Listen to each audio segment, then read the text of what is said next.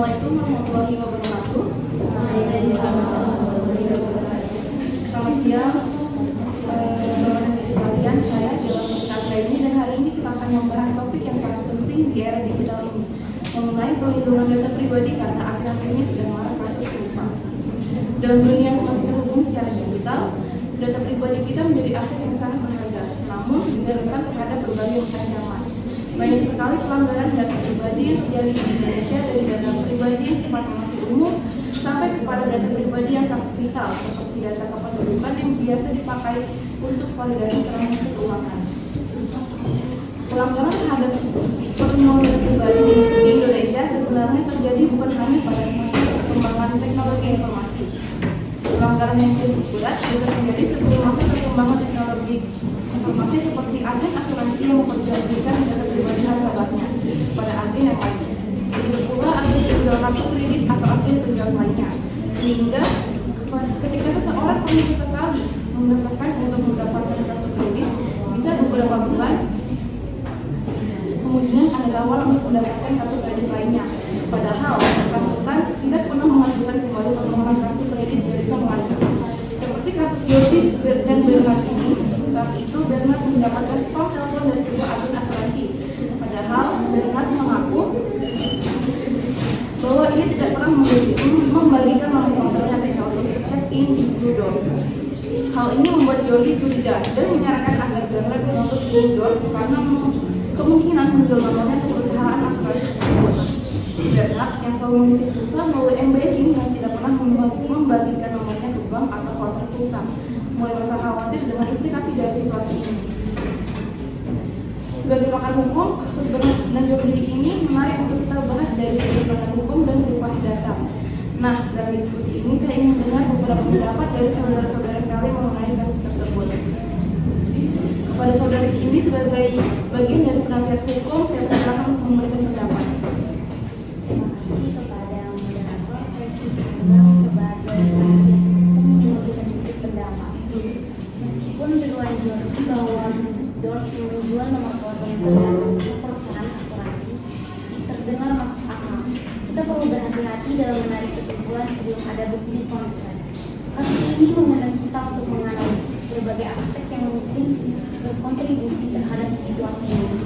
Pertama, penting untuk mempertimbangkan jalur mana saja yang memberikan data pribadi dapat bocor. Misalnya, apakah informasi Bernard terpapar melalui aplikasi lain, atau mungkin ada pihak ketiga yang terlibat dalam pengelolaan data yang direkam. Selanjutnya, kita harus mengevaluasi kebijakan privasi yang diterapkan oleh Blue Doors. Apakah mereka secara eksplisit menjelaskan kepada pengguna tentang bagaimana data mereka akan digunakan, dan jika ada kemungkinan data tersebut akan dibagikan kepada pihak ketiga. Di banyak negara, termasuk Indonesia, undang-undang mengharuskan perusahaan untuk transparan dalam pengelolaan data pribadi. Jika Blue Doors tidak mematuhi peraturan tersebut, maka ada dasar yang kuat untuk mengajukan tuntutan. Namun sampai ada bukti yang jelas, kita seharusnya tidak terburu-buru dalam menuduh. Silakan untuk pembicara kedua. Baik, terima kasih. Saya izin menambahkan, saya setuju bahwa kehati-hatian dalam menarik kesimpulan itu penting. Tetapi kita tidak bisa mengabaikan potensi pelanggaran yang ada.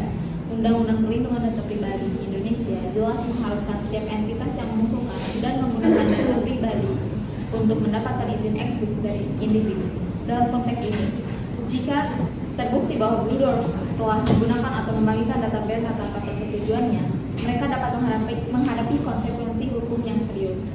Namun, lebih jauh lagi, kasus ini mencerminkan tantangan yang lebih besar dalam perlindungan data pribadi di era digital. Banyak individu yang tidak sepenuhnya memahami hak-hak mereka terkait dengan data pribadi, dan ini seringkali menjadi celah yang dimanfaatkan oleh pihak-pihak yang tidak bertanggung jawab. Oleh karena itu, penting untuk mempromosikan kesadaran hukum di kalangan masyarakat, edukasi tentang bagaimana melindungi data pribadi, mengenali tanda-tanda potensi pelanggaran, dan memahami apa yang seharusnya dicari dalam kebijakan privasi adalah langkah penting yang harus diambil. Baik, selanjutnya dipersilakan kepada pembicara ketiga. Baik, terima kasih. Saya ingin menambahkan dari perspektif konsumen, situasi yang dihadapi Bernard sangat mencerminkan kerentanan data pribadi di era digital. Ketika seseorang mendaftar untuk layanan seperti pemesanan hotel atau aplikasi keuangan, mereka seringkali dihadapkan pada syarat dan ketentuan yang panjang dan rumit. Kebanyakan konsumen tidak membaca dokumen ini dengan cermat, sehingga mereka tidak menyadari bagaimana data mereka akan dikelola. Perusahaan harus bertanggung jawab untuk membuat informasi tersebut lebih mudah diakses dan dipahami. Ini mencakup penggunaan bahasa yang sederhana dan jelas, serta memberikan contoh konkret tentang bagaimana data akan digunakan.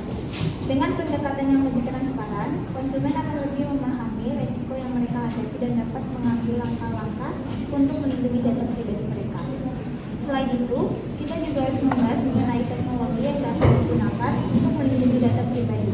Misalnya penggunaan enkripsi dan sistem autentikasi yang kuat dapat membantu mencegah akses tidak besar ke informasi sensitif. Konsumen juga bisa menggunakan alat perlindungan data seperti VPN untuk menjaga privasi mereka saat online. Dilanjutkan dengan pembicaraan keempat, saya persilakan.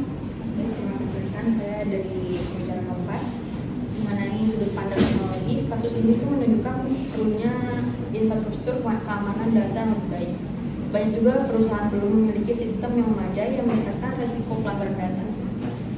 Investasi dalam keamanan bukan hanya kewajiban hukum, tetapi juga strategi bisnis yang bijaksana. Regulasi yang ketat harus diterapkan untuk mendorong perusahaan bertanggung jawab dalam mengelola data. Sanksi tegas terhadap pelanggaran dapat memberikan efek jelas, yaitu teknologi baru seperti blockchain dan meningkatkan transparansi dan memberikan kontrol lebih besar kepada individu atas data mereka.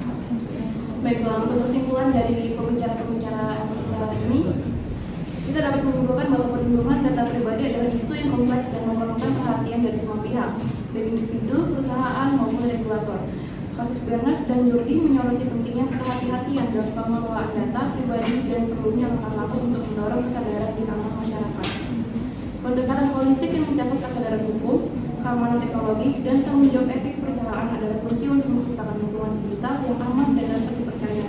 Hanya dengan kolaborasi ini, kita dapat melindungi data pribadi dan membangun kepercayaan antara konsumen dan penyedia layanan. Saya akhiri diskusi kita ini. Assalamualaikum warahmatullahi wabarakatuh. Waalaikumsalam.